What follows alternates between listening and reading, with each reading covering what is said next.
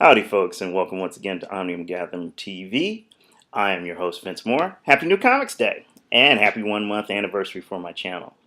First up, I would like to thank the folks who have subscribed directly to the channel. I have hit 10 subscribers, woohoo! The checks will be in the mail shortly. Wait a minute, I'm a writer. I have no money. Seriously. Thank you so much to the folks who have watched these videos and those who have subscribed. This is very much a work in progress, just as most of life is.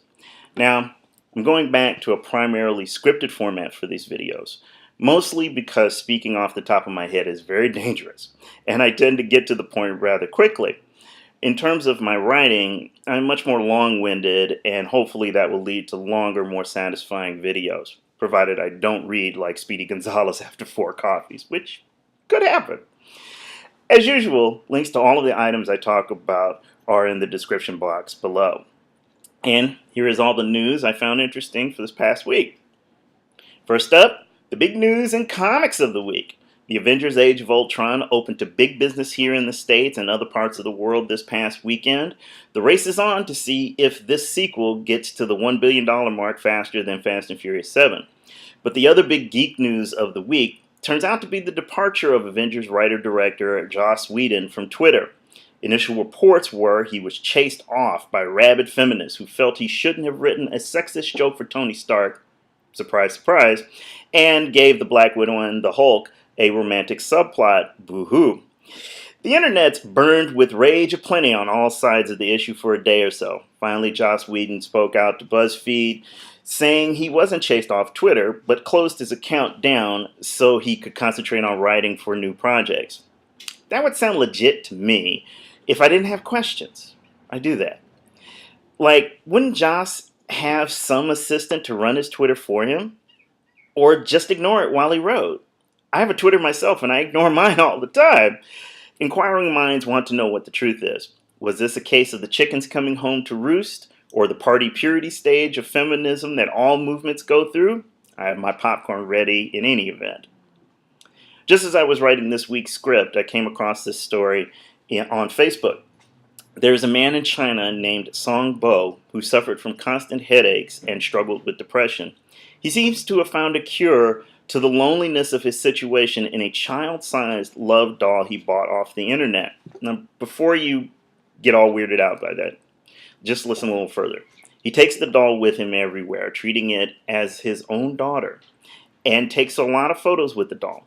I found this story fascinating because it shows that often love, in whatever form it takes, is all the healing we really need.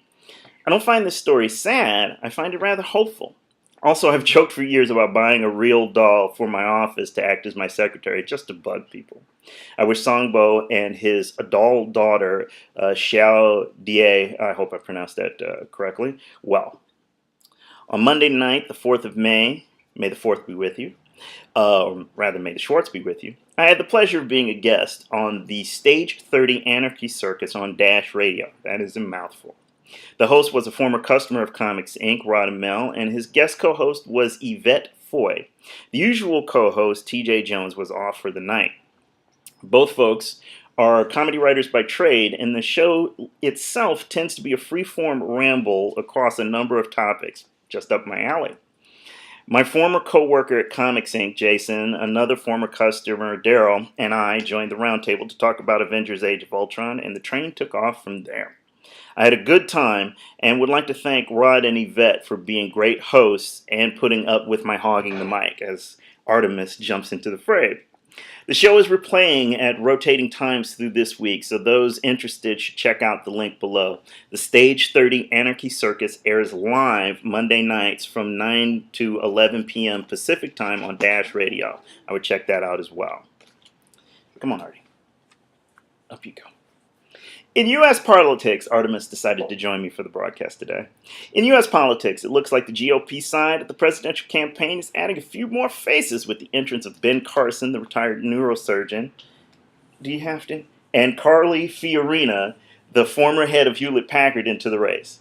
On the Democratic side, Bernie Sanders and Martin O'Malley have both made their moves as well. Looks like we have a race at last, folks.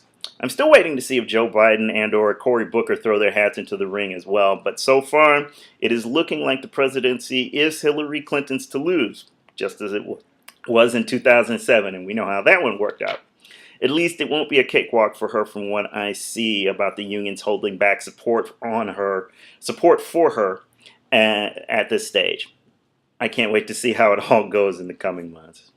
I don't want to shortchange the science news this week, so I'll skip that segment for this broadcast. The webcomic for this week is Spying with Lana, created, written, and drawn by Sean Harrington, our titular heroine, and there is a pun there, folks. Lana works as a spy for a mysterious and often clueless organization, putting her life and, more importantly, her very sexy body on the line for the cause. The strip, pun intended, is more politically incorrect than James Bond ever was, which is where the fun comes from. Harrington uses an airbrush style to his art that gives this comic a great look. Lana manages to look both sexy and bored with her lot in life in most of the stories, which themselves are classic comedy of errors in form, with everything going wrong from the very start. Spying with Lana updates every Monday. Check it out. The porn star for this week is the lovely Mercedes Carrera. I actually learned of her through her involvement in hashtag Gamergate instead of through the usual porn websites and news sources I follow. I find her to be a very interesting person given her background in engineering and her decision to take up porn at a later time in life than most porn stars do. She usually rocks the Betty Page bangs, which add a power and authority to her already beautiful face and figure. She actually looks like the kind of sexy school marm all teenage boys dream of, at least until they decide that that's actual molestation. But anyway, her scenes display both a joy with sex and a methodology of discovery, for the lack of a better way to state it. It always seems like Mercedes is discovering her sexuality, exploring it while she performs. And in case anyone hadn't figured out by now, I consider porn to be a performance art. Mercedes Carrera is one of the more interesting new artists in porn these days. Please look her up. You won't be sorry. With that, and with all of the various disturbances, and I'm not going to reshoot this since Artie's been waiting to get on me all day. With that, another Omnium Gatherum TV Wednesday Omnibus draws to a close. Thank you all again so much for taking the time out to watch my antics. I really do appreciate it. I would especially like to thank you for being patient as I build this channel and figure out what the hell I am doing with it. Until next time, folks, namaste, y'all.